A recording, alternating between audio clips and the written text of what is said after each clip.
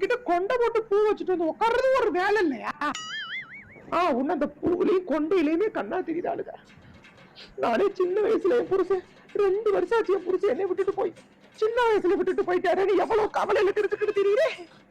அது ஒண்ணும் உங்களுக்கு கவலை இல்ல. நான் பூ வைக்கிறதே இவளுகளுக்கெல்லாம் கவலை ஆச்சு. நீ காப்பி ஆச்சா இல்லையா?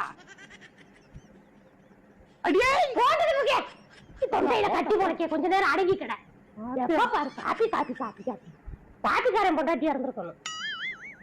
அது சத்தத்துக்கும் சைஸுக்கும் சம்பந்தமே இல்லப்பா. சைஸும் புத்தோடு இருக்குது, சத்தம் சத்தம் இருக்கு. ஆத்தி சத்தம் போட்டு பேசிக்கிட்டோம், திட்டி வேற அனுப்பிச்சுக்கிட்டோம். தனியா போய் காப்பி போடுறேன்னு விஷத்தை கண்டு கலந்து விட்டுருவா. நீ பேசாம இருடி, நான் வந்ததுக்கு அப்புறம் காப்பியை போடு. நீ பாட்டுக்கு விஷத்தை கண்டு கலந்து விட்டுறது வந்துட்டே. அம்முக்கு டும்முக்கு அம்மாள் டும்மாள்.